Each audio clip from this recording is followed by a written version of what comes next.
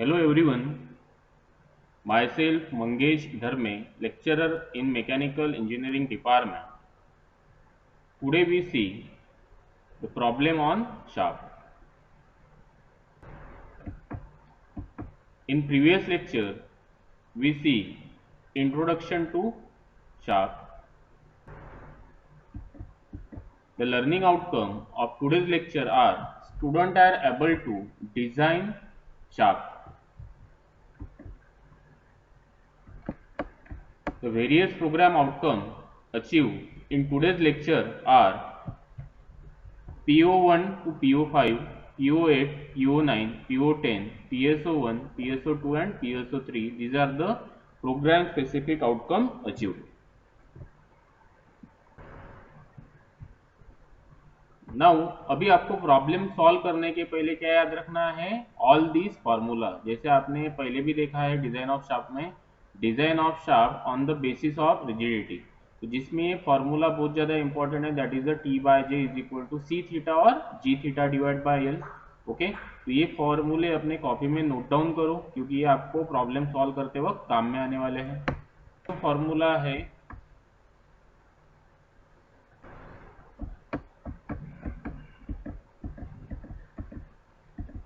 आपने ये torsional equation देखा था, tau upon R is equal to T upon J is equal to C theta upon L.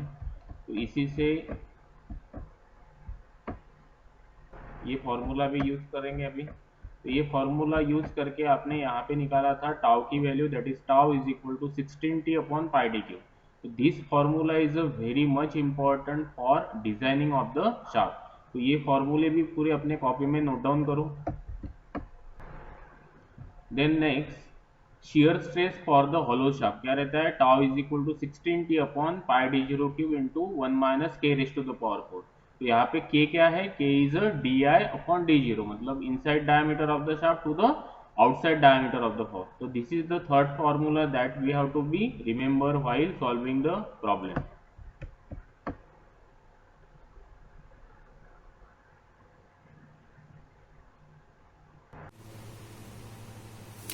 The next problem on the shaft. A shaft is required to transmit 1 megawatt power at 240 rotation per minute. मतलब आपको यहाँ पे power की value कितनी given है, 1 megawatt is equal to 1 into 10 to the power 6 watt. Then at 240 rotation per minute, मतलब आपको speed कितनी गिवन है यहाँ पे, n is equal to 240 rotation per minute.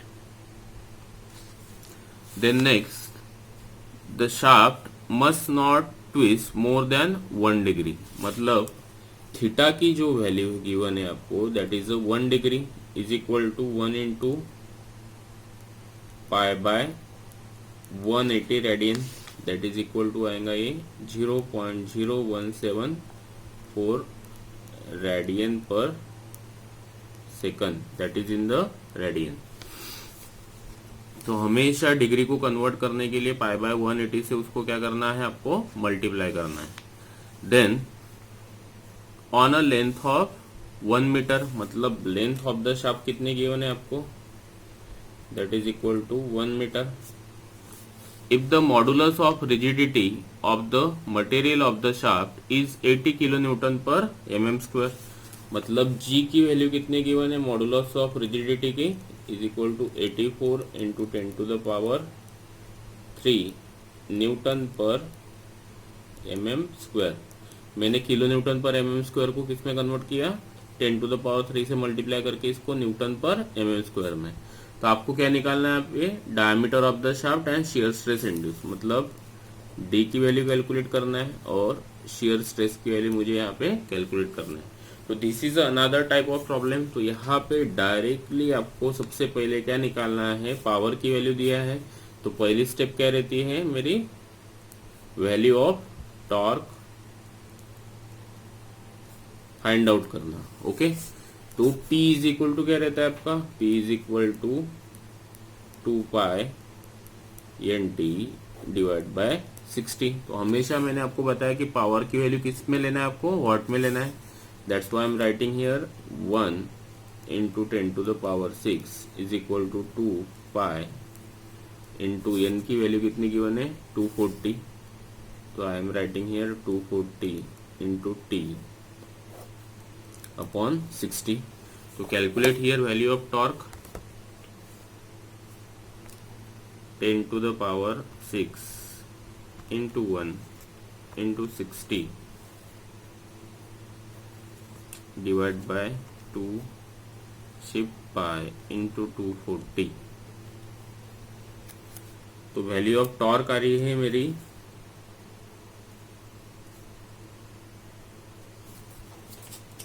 39788.73. कितना लिखूंगा मैं यहाँ पे 39788.73 न्यूटन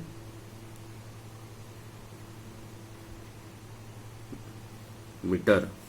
ओके, तो ये हमेशा देखिए जब पावर वाट में रहता है तो आपका टॉर्क किस में आएगा, आपका न्यूटन मीटर में. तो convert it into the newton mm. That's why torque T is equal to 39788.73 into 10 to the power 3 Newton mm. Now considering the stiffness equation जो आपने डिजाइन ऑफ शाफ्ट में पढ़ा है,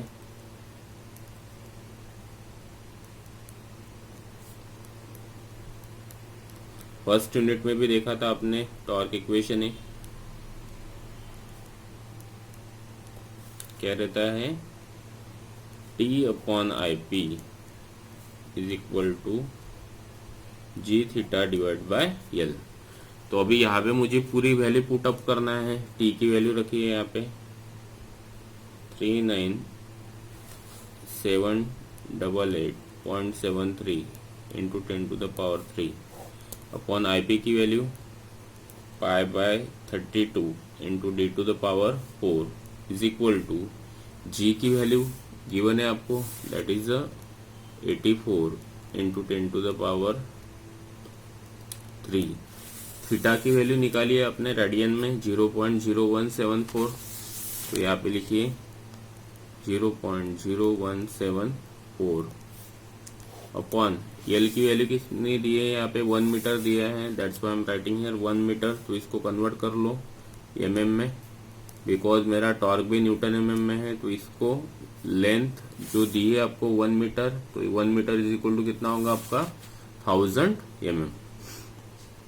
नाउ इसको सॉल्व करते हैं. अभी ये डी टू द पावर 4 में इस साइड में लेके जाऊंगा, या फिर ये वाली टर्म पूरी सॉल्व कर लेते हैं.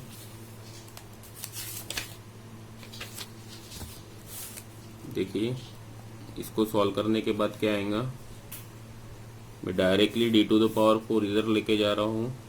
तो ये आएगा 39788.73 into 10 to the power 3 into 1000 into ये 32 ऊपर जाएगा. ओके, अपॉन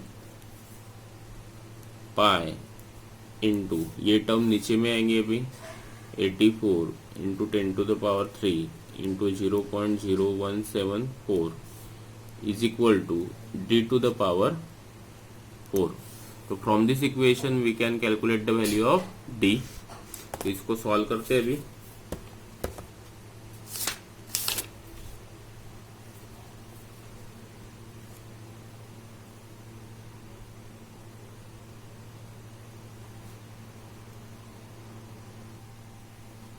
तो यहाँ पे देखिए इसको सॉल्व करते हैं. 39788.73 into 10 to the power 3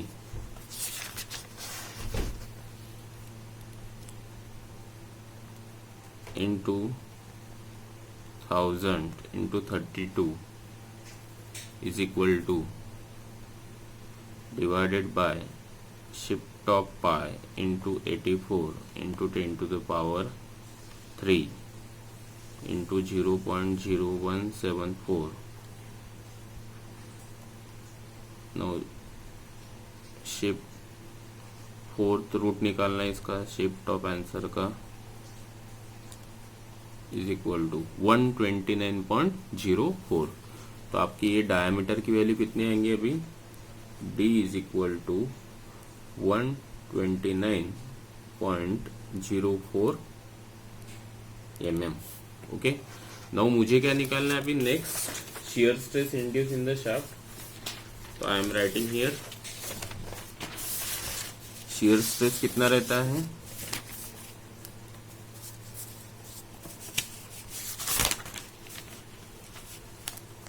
that is tau is equal to 16t upon pi d cube। Okay, तो is equal to 16 into 39788.735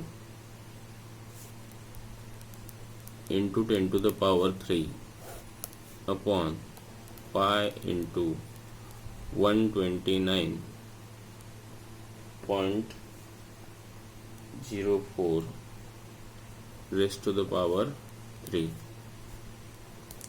Now solve it, 16 into 39788.735 into 10 to the power 3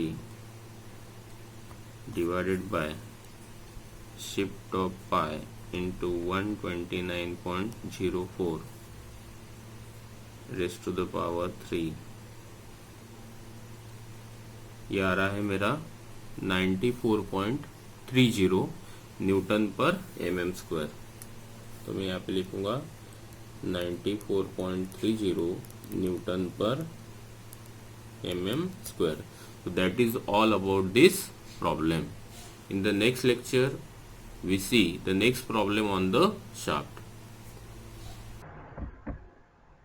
The unit outcome achieved in today's lecture are: design the power transmission element like shaft key and coupling. Summary of today's lecture: we designed the shaft in which we found out the diameter of the shaft. Program outcome achieved in today's lecture are PO1 to PO5, PO8, PO9, PO10. Similarly, program specific outcome are PSO1, PSO2, PSO3. The next problem is: a shaft is required to transmit 1 megawatt power at 240 rotation per minute. The shaft must not twist more than 1 degree on a length of 1 meter if modulus of rigidity for the material of the shaft is 80 kN per mm square. Find the diameter of the shaft and shear stress induced. In next lecture, we see the next problem on shaft. Thanks. For any query, contact to this number.